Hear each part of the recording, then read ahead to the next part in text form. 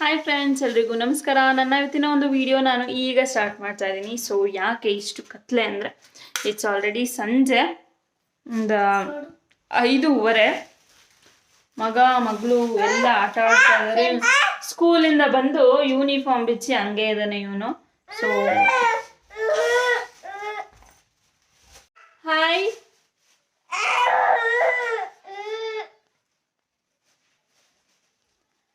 ಅವರ ಅಣ್ಣಂದು ಎರೇಸರ್ ತೊಗೊಂಡಿದ್ದಾಳೆ, ಅದನ್ನು ಹೇಳ್ತಾ ಇದ್ದಾಳೆ ನಿಮ್ಮ ಹತ್ರ ಎಲ್ಲ. ಸೊ ನಾನು ಎರೇಸರ್ ತಗೊಂಡಿದ್ದೀನಿ ಅಂತ. ಸೊ ಅವನೇನೋ ಮಾಡ್ತಿದ್ದಾನೆ. ಏನು ಮಾಡ್ತಾ ಇದೀಯಾ? ಕವರ್ ತಿಂತಾ ಇದೆಯಾ?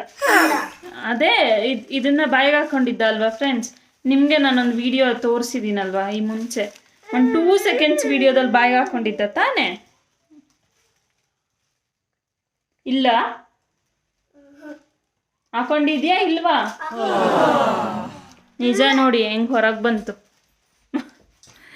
ಸೊ ಬನ್ನಿ, ಇವತ್ತಿನ ಸಂಜೆಯ ವ್ಲಾಗ್ನ ನಾನು ಈಗ ಸ್ಟಾರ್ಟ್ ಮಾಡ್ತಾ ಇದ್ದೀನಿ.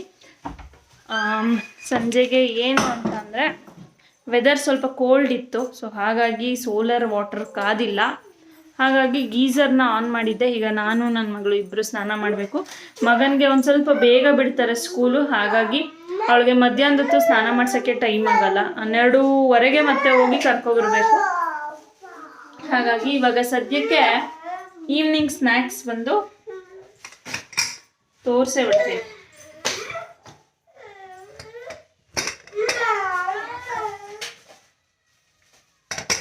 ಸೊ ಕಡಲೆಕಾಯಿ ರೆಡಿ ಆಗಿದೆ. ಯಾರ್ಯಾರಿಗೆ ಕಡಲೆಕಾಯಿ ಇಷ್ಟ ಅನ್ನೋದನ್ನ ನನಗೆ ತಿಳಿಸಿ. ಹಾಗೆ ಈ ಒಂದು ಪಾರ್ಸೆಲ್ ಕೂಡ ಬಂದಿದೆ, ಅದನ್ನು ಫ್ರಿಡ್ಜ್ ಆರ್ಗನೈಸೇಷನ್ ಮಾಡಿ ಆಮೇಲೆ ಹೇಳ್ತೀನಿ. ಹಾಗೆ ಇವತ್ತು ಫುಲ್ ಕಂಪ್ಲೀಟ್ ಕಿಚನ್ ಕ್ಲೀನಿಂಗ್ ಮಾಡಬೇಕಂತ ಅಂದ್ಕೊಂಡಿದ್ದೀನಿ. ಸೊ ನೋಡೋಣ ಏನೇನಾಗುತ್ತೆ ಅಂತ. ಬಟ್ಟೆಗಳು ಕೂಡ ಒಣಗಾಕೋದು ಬಾಕಿ ಇದೆ. ಕಡಲೆಕಾಯಿನ ತಿಂದು ಆಮೇಲೆ ಇನ್ನು ಈ ಮಿಕ್ಕಿದ ಕೆಲಸ ಎಲ್ಲ ಮಾಡಬೇಕು, ಯಾಕಂದರೆ ಹೊಟ್ಟೆ ತುಂಬಿಸ್ಬೇಕಲ್ಲ ನಮ್ಮ ಮರಿಗಳಿಗೆ. ಸೊ ಹಾಗಾಗಿ ಬನ್ನಿ ದಿನ ಎಲ್ಲ ಹೇಗೋಗುತ್ತೆ ಅಂತ ನೋಡೋಣ. ಸೊ ಇಲ್ಲಿ ಪಾರ್ಸಲ್ ಏನೋ ಬರೋದೇನೋ ಬಂತು, ಬಟ್ ನಾನು ಇವರಿಬ್ರಿಗೂ ಅವರಿಬ್ರಿಗೇನೋ ಆಟ ಸಾಮಾನು ತಂದಿದ್ದೀನಿ ಅಂದ್ಬಿಟ್ಟು ಪಾಪ ಕಾಯ್ಕೊಂಡು ಕೂತವ್ರೆ. ಸೊ ಓಕೆ, ಇವಾಗ ಫ್ರಿಡ್ಜ್ ಸ್ಟೋರೇಜ್ ಬಾಕ್ಸಸ್ ಬಂದಿದೆ. ಇದು ಆ್ಯಕ್ಚುಲಿ ಮೊನ್ನೆಯ ವ್ಲಾಗ್, ಮೊನ್ನೆ ಈವ್ನಿಂಗ್ ವ್ಲಾಗ್ ಇದು. ನೆನ್ನೆ ಕಿಚನ್ ಕ್ಲೀನಿಂಗ್ ಅಪ್ಲೋಡ್ ಮಾಡಿದ್ದೆ, ಅದು ಹಿಂದಿನ ವ್ಲಾಗ್ ಅಂತಲೇ ಹೇಳ್ಬೋದು. ಸೊ ಏನಕ್ಕೆ ಫ್ರಿಡ್ಜ್ ಸ್ಟೋರೇಜ್ ಬಾಕ್ಸಸ್ಸು ನಾನು ಇದು ಮಾಡ್ತಿದ್ದೀನಿ ಅಂತ ಅಂದರೆ, ಬಾಕ್ಸಸ್ಸಲ್ಲಿ ಸಪ್ರೇಟಾಗಿ ಇಟ್ಟರೆ ಅಟ್ಲೀಸ್ಟ್ ಗೊತ್ತಾಗುತ್ತೆ ಯಾವ್ಯಾವ ಬಾಕ್ಸಲ್ಲಿ ಏನೇನಿದೆ ಅಂತ. ಸೊ ಹಾಗಾಗಿ ಒಂದು ರೀತಿಯಾಗಿ ತರಕಾರಿ ಎಲ್ಲನೂ ಯೂಸ್ ಮಾಡ್ಬೋದು, ಇಲ್ಲ ಅಂದಿದ್ದು ಗೊತ್ತಾಗುತ್ತೆ ಬೇಗ ಅನ್ನೋ ಒಂದು ಕಾರಣಕ್ಕೆ ನಾನು ಇದನ್ನು ಬೈ ಮಾಡಿದ್ದು. ಹಾಗೆ ಈ ಸರಿ ಬಂದಿರೋಂತಹ ಫ್ರಿಡ್ಜ್ ಸ್ಟೋರೇಜ್ ಬಾಕ್ಸು ಯೂಸ್ ಮಾಡಿಲ್ಲ ಅಂತ ಅಲ್ಲ, ಒಂದು 5 years ಬ್ಯಾಕ್ ಯೂಸ್ ಮಾಡಿದ್ದೆ. ಬಟ್ ಅದು ಈ ರೀತಿಯಾಗಿ ಇರಲಿಲ್ಲ, ಸ್ಕ್ವೇರ್ ಶೇಪಲ್ಲಿ ಇತ್ತು. ಹಾಗೆ ಇದು ಕೆಳಗಡೆ ನೋಡಿ, ಇದು ರಬ್ಬರ್ದು ಏನೋ ಸಪೋರ್ಟಿವ್ ಥರ ಏನೋ ನೀರೇನಾದ್ರು ಬಂದಿದ್ದು ಕೆಳಗೆ ಇಳ್ಕೊಳ್ಳಿ ಅಂತನೋ ಏನೋ ಕೊಟ್ಟಿದ್ದಾರೆ ಈ ಸರಿ ಹೊಸದಾಗಿ. ಸೊ ನನಗೆ ತುಂಬ ಇಷ್ಟ ಆಯಿತು. ರಿವ್ಯೂ ಬಂದು ನಾನು ನೆಕ್ಸ್ಟ್ ಯಾವಾಗಾದರೂ ಅದ್ರದ್ದು ಸಪ್ರೇಟ್ ಒಂದು ವ್ಲಾಗ್ ಮಾಡಿ ಹಾಕೋಣ ಅಂತ ಅಂದ್ಕೊಂಡಿದ್ದೀನಿ, ಈ ಒಂದು ಪ್ರಾಡಕ್ಟ್ ರಿವ್ಯೂನ. ಯಾಕೆ ಅಂದರೆ ಸುಮ್ಮನೆ ಹೇಳೋಕ್ಕೆ ಹೋಗಬಾರ್ದು, ನಮಗೆ ಹೆಂಗೆ ಎಕ್ಸ್ಪೀರಿಯೆನ್ಸ್ ಆಗಿದೆ ಅದ್ರ ಮೇಲೆ ನಾವು ಅದನ್ನ ಹೇಳಬೇಕು. ಯಾಕಂದರೆ ನಾನು ಫ್ರಿಜ್ಜೆಲ್ಲ ಕ್ಲೀನ್ ಮಾಡಿ ಜೋಡಿಸಿ ಆಮೇಲೆ ಒಂದು 2-3 ದಿನ ಆದಮೇಲೆ ನಾನು ಹೇಳೋಣ ಅಂತ ಅಂದ್ಕೊಂಡಿದ್ದೀನಿ. ಸೊ ತಗೊಳ್ಳೋರು, ಬಟ್ ಪ್ರೈಸ್ ವೈಸ್ ಬಂದರೆ ತುಂಬ ಕಂಫರ್ಟಬಲ್ ಇದೆ ಪ್ರೈಸು, ಎಲ್ಲ ಕೈಗೆಟುಕುವ ಬೆಲೆ ಅಂತ ಅಂತಾರಲ್ಲ. ಸೊ ಆ ರೀತಿಯಾಗಿ ಇದೆ, ಆರಾಮ್ಸೆ ಬೈ ಮಾಡ್ಬೋದು. ಬಟ್ ಯೂಸೇಜ್ ಬಗ್ಗೆ ತಿಳ್ಕೊಂಡು ಹೇಳ್ತೀನಿ. ನನಗೇನೋ ಇಷ್ಟ ಆಯಿತು. ಸೊ ಐ ಹೋಪ್ ನಿಮ್ಮೆಲ್ಲರಿಗೂ ಕೂಡ ನನ್ನ ಬರುವಂತಹ ವ್ಲಾಗ್ ಇಷ್ಟ ಆಗ್ತಿದೆ. ಇಷ್ಟ ಆದರೆ ಗೊತ್ತೇ ಇದೆ ಅಲ್ವಾ, ಲೈಕ್, ಶೇರ್, ಕಮೆಂಟ್ ಮಾಡೋದನ್ನ ಮರಿಬೇಡಿ. ಹಾಗೆ ಸಬ್ಸ್ಕ್ರೈಬ್ ಆಗೋದನ್ನ ಕೂಡ ಮರಿಬೇಡಿ. ಸೊ ಕಡಲೆಕಾಯಿ ಬೇಯಿಸಿದ್ವಲ್ಲ, ಸೊ ಅದನ್ನು ತಿಂತಾ ಇದ್ದೀವಿ ಮಕ್ಕಳು, ನಾವು ಎಲ್ಲರಿಗೂ ಲಕ್ಕಿಲಿ ನಮ್ಮ ಮನೇಲಿ ಎಲ್ಲರಿಗೂ ಕಡಲೆಕಾಯಿ ಇಷ್ಟ. ಸೊ ಸಂಜೆ ಹೊತ್ತು ನನ್ನ ದಿನಚರಿ ಹೇಗೆಲ್ಲ ಇರುತ್ತೆ ಅಂತ ತೋರಿಸ್ತೀನಿ. ನಾರ್ಮಲಾಗಿ ಈ ಥರ ಇರುತ್ತೆ, ಒಂದೊಂದು ಸಲ ಮಾತ್ರ ಏರುಪೇರು ಆಗುತ್ತೆ ಆಫೀಸ್ ಕೆಲಸಗಳು ಜಾಸ್ತಿ ಇದ್ದಾಗ. ಸೊ ಟ್ರೈಪಾಡಿಗೆ ಹಾಕ್ಬಿಡೋಣ ಫೋನ್ನ, ಲಾಂಗ್ ಪ್ರೋಸೆಸ್ ಇದೆ. ಸೊ ಹಾಗಾಗಿ ಓಕೆ, ಟ್ರೈಪಾಡ್ಗೆ ಹಾಕಿ ಆಮೇಲೆ ಸಿಗ್ತೀನಿ. ಇಲ್ಲಿ ಬಂದರೆ ಮಕ್ಕಳು ಪ್ಲೇಯಿಂಗ್ ಸ್ಪೇಸ್ ಅಂತಲೇ ಹೇಳ್ಬೋದು. ಮನೆಯೊಳಗೆ ಏನಾದ್ರು ಕ್ಲೀನ್ ಮಾಡಿದರೆ ನಾನು ಮನೆಯೊಳಗೆ ಆಟ ಆಡೋಕ್ಕೆ ಬಿಡಲ್ಲ, ಹೊರಗಡೆ ಬಿಟ್ಬಿಡ್ತೀನಿ. ಸೊ ಹಾಗಾಗಿ ಇಲ್ಲಿ ತುಂಬ ಗಲೀಜಾಗಿಬಿಡುತ್ತೆ. ಅವರು ಅಷ್ಟೇ, ಮಕ್ಕಳು ಅಷ್ಟೇ. ಇವಳು ಪಾಪುನೂ ಕೂಡ ಹೊಸ್ಲು ಮೇಲಿರೋ ಹೂವು ಯಾವುದೂ ಕೂಡ ಬಿಡಲ್ಲ. ಎಲ್ಲನೂ ಬೆಳಿಗ್ಗೆ ಇಟ್ಟರೆ ಬೆಳಿಗ್ಗೆ ಒಂದು 12 ಗಂಟೆ 11 ಗಂಟೆ ಒಳಗೆ ಎಲ್ಲ ತೆಗೆದಾಕ್ಬಿಟ್ಟಿರ್ತಾಳೆ. ದಿನಕ್ಕೆ ಒಂದು 3 ಸಲ 2 ಸಲ ಹೂವು ಇಡ್ತಾಯಿದ್ದೀನಿ ಇತ್ತೀಚೆಗೆ. ಸೊ ನೋಡಿ, ಎಲ್ಲಿ ಗುಡಿಸ್ಕೊಂಡು ಮಕ್ಕಳು ಆರಾಮಾಗಿ ಗುಡಿಸ್ತಾ ಇದ್ರೆ ಸೈಡಿಗೆ ಹೋಗೋದು ಅದೆಲ್ಲ ಮಾಡ್ತಾರೆ, ಪರವಾಗಿಲ್ಲ.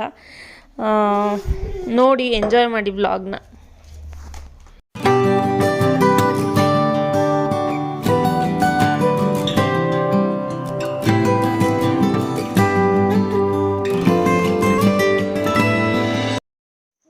ಸೊ ಅಲ್ಲಿ ಕಸ ಎಲ್ಲ ಗುಡಿಸಾದ್ಮೇಲೆ ನೆಕ್ಸ್ಟ್ ನನ್ನ ಕೆಲಸ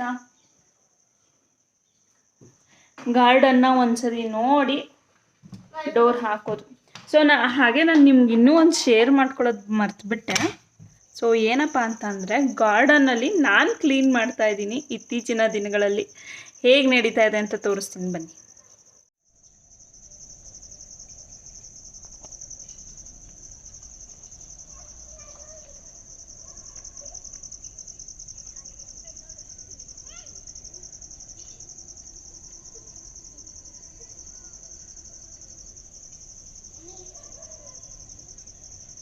ಸೊ ನಾನಿವಾಗ ಏನು ಬೆರಳು ಮಾಡಿ ತೋರಿಸ್ತೆ ನೋಡಿ, ಅದನ್ನು ಆ್ಯಕ್ಚುಲಿ ನಾನೇ ಕ್ಲೀನ್ ಮಾಡಿರೋದು.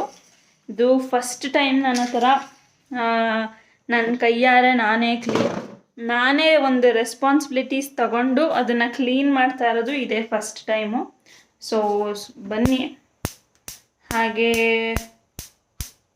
ಹಾಲು ಕಾಯೋಕ್ಕೆ ಅಂತ ಇಟ್ಟಿದ್ದೀನಿ. ಏನಾಗಿದೆ ಅಂದರೆ ಗ್ಯಾಸ್ ಖಾಲಿಯಾಗಿದೆ ಅಂತ ಅಂದ್ಕೋತೀನಿ.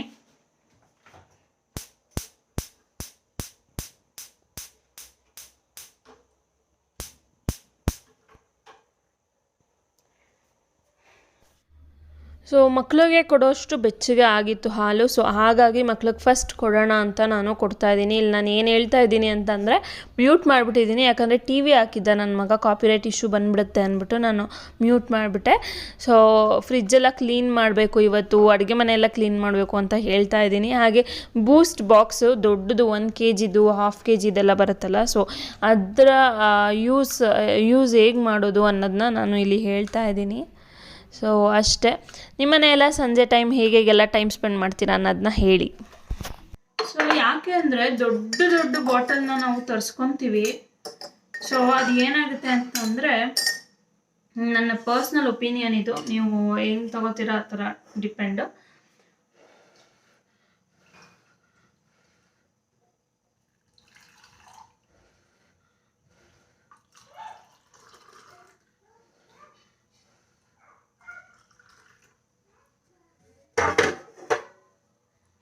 ಆ ಥರ ತಗೊಂಡಾಗ ಏನಾಗುತ್ತೆ ಅಂತ ಅಂದರೆ ಗಟ್ಟಿ ಆಗ್ತಾ ಬರುತ್ತೆ. ಸ್ಪೂನ್ ಹಾಕ್ತೀವಿ, ಇಡ್ತೀವಿ.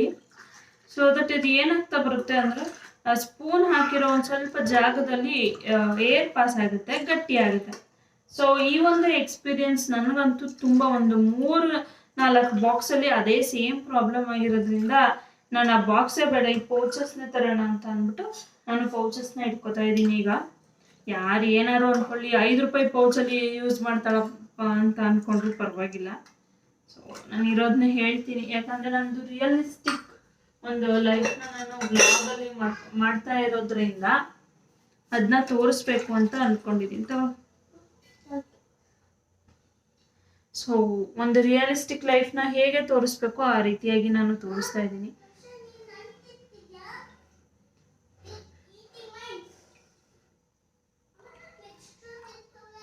ತಗೋ ಲಕ್ಷ, ತಗೋಲಲ್ಲು. So that's it. ಮೈಕ್ರೋವೇವ್ನಲ್ಲಿ ಕಾಫಿ ಮಾಡೋದು ಹೇಗೆ ಅಂತ ತೋರಿಸ್ತೀನಿ ಬನ್ನಿ. ಯಾಕೆ ಅಂತ ಅಂದರೆ ಗ್ಯಾಸ್ ಖಾಲಿಯಾಗಿದೆ, ಕನೆಕ್ಟ್ ಮಾಡ್ಕೋಬೇಕು. ಸೊ ಅದಕ್ಕಿಂತ ಮುಂಚೆ ಮೈಕ್ರೋವೇವ್ನಲ್ಲಿ ಕಾಫಿ ಹೇಗೆ ಮಾಡೋದು ಅಂತ ತೋರಿಸ್ತೀನಿ. ಎಲ್ಲಿ ಹಾಲು ಬಾಟಲ್ ತರೋಕು?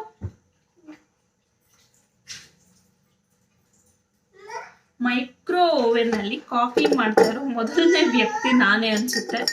ಸೊ ಒಂದು ಮೈಕ್ರೋವೇವ್ ಬಾಟ್ಲನ್ನ ಇಟ್ಕೊಂಡಿದ್ದೀನಿ.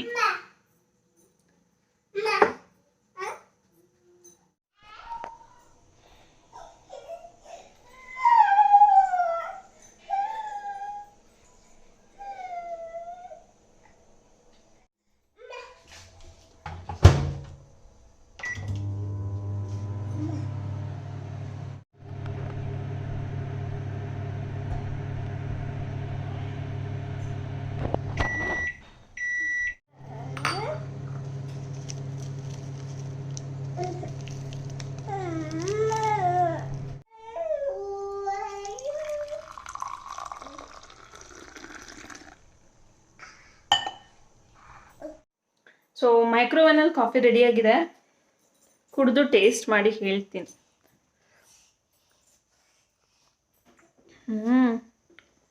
ಏನೋ ಅಂದ್ಕೊಂಡಿದ್ದೆ, ಬಟ್ ಚೆನ್ನಾಗೇ ಬಂದಿದೆ. ಎಮರ್ಜೆನ್ಸಿಗೆ ಗ್ಯಾಸ್ ಗೀಸ್ ಏನಾದ್ರು ಇಲ್ಲದೆ ಇದ್ದಾಗ ಮೈಕ್ರೋವೇವ್ನು ಸೂಪರ್ ಬೆಸ್ಟ್ ಅಂತ ಅನ್ನಿಸ್ತಿದೆ ಇತ್ತೀಚೆಗೆ.